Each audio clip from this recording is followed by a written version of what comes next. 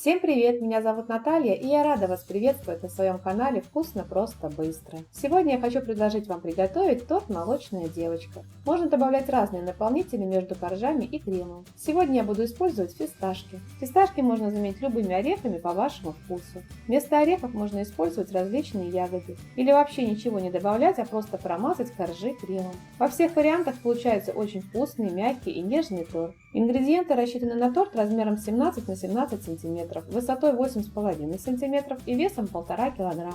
Давайте приготовим. 100 г сливочного масла, добавляем 200 г сгущенного молока и 70 г или 3,5 столовые ложки сахара. Ставим вариться на средний огонь. Варим на среднем огне, постоянно помешивая лопаткой. Сахар должен полностью раствориться. Когда сахар растворится, доводим массу до закипания. Добавляем 1 полную чайную ложку соды. Перемешиваем, сода сразу начинает гаситься. Масса светлеет и увеличивается в размере в несколько раз.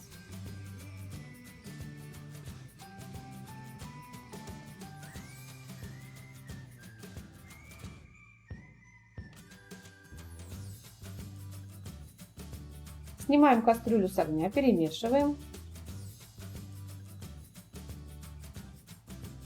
И когда реакция соды закончится, перекладываем массу в чашу, в которой будем готовить тесто. Перемешивая, остужаем тесто примерно до температуры 50 градусов. Масса должна быть теплой, не горячей, чтобы не свернулось яйцо. Добавляем одно яйцо и перемешиваем до однородного состояния.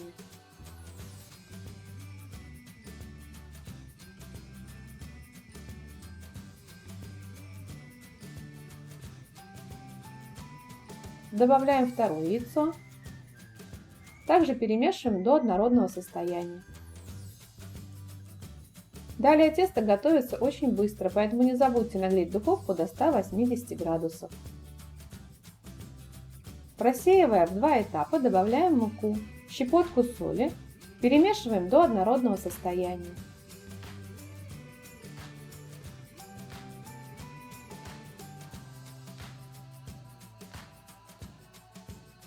Всего нам потребуется 220 граммов или 11 столовых ложек без верха пшеничной муки.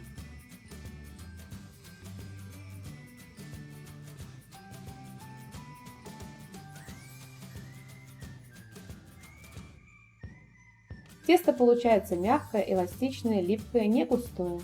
Я буду выпекать 3 коржа размером 18 на 34 см. На обратной стороне пергаментной бумаги я рисую контур коржа. Делим визуально тесто на 3 части и перекладываем 1/3 часть теста на противень, засланный бумагой для выпечки. Равномерно разравниваем тесто по бумаге, делая пласт размером 18 на 34 см. Можно сказать, размазываем. Тесто очень эластичное и легко размазывается. Убираем выпекаться в разогретую до 180 градусов духовку на 7-9 минут. У меня корж выпекался 8 минут. Готовность коржа проверяем деревянной шпажкой, прокалываем. Если она выходит сухой, значит корж готов. Сразу корж выравниваем, обрезаем по краю с 4 сторон.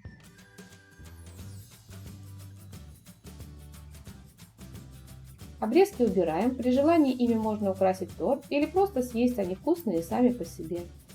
Оставляем корж остывать на решетке. Пока выпекается первый корж, мы подготавливаем второй. Таким образом выпекаем 3 коржа размером 18 на 34 см.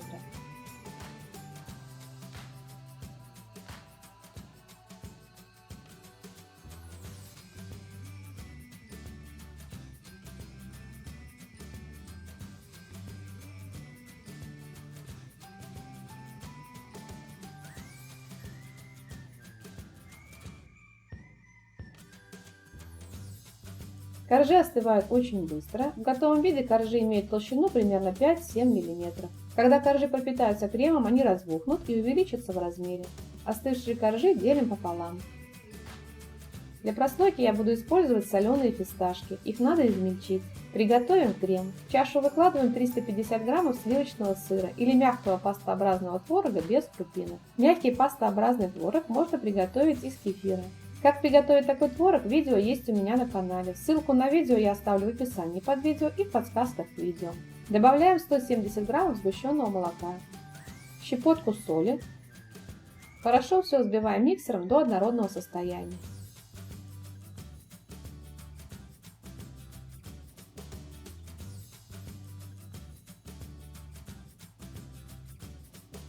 Добавляем 250 граммов сметаны. Я использую сметану жирностью 20%. Можно брать и более жирную сметану. Перемешиваем на небольших оборотах миксера до однородного состояния. Сметану в данном рецепте можно заменить пустым натуральным йогуртом без добавок.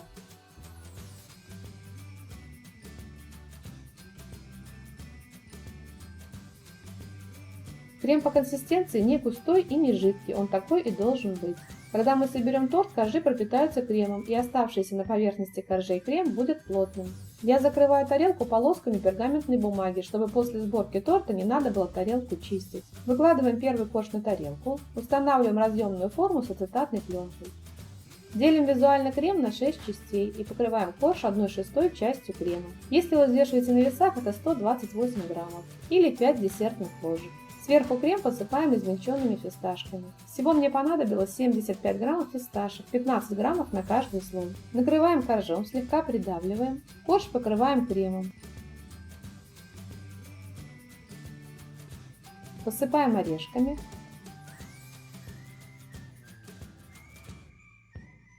Накрываем следующим коржом, слегка придавливаем. И так, чередуя коржи, крем, орешки, формируем весь торт. Как я говорила ранее, фисташки можно заменить любыми орехами по вашему вкусу. Вместо орехов можно использовать различные ягоды. Или вообще ничего не добавлять, а просто промазать коржи кремом. Во всех вариантах получается очень вкусный, мягкий и нежный торт. Последний корж промазываем кремом.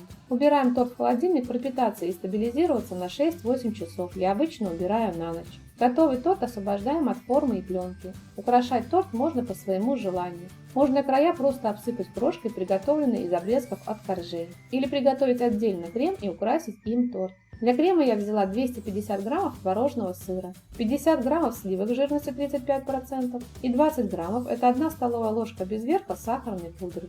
Начинаем взбивать на минимальных оборотах миксера, постепенно увеличивая скорость миксера до максимальной. Взбиваем до устойчивого и воздушного состояния. Сначала обмазываем кремом бока торта.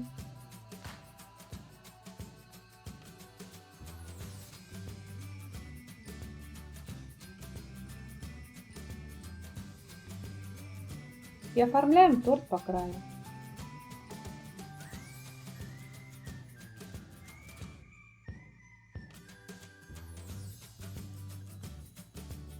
Сверху я посыпала торт измельченным белым шоколадом.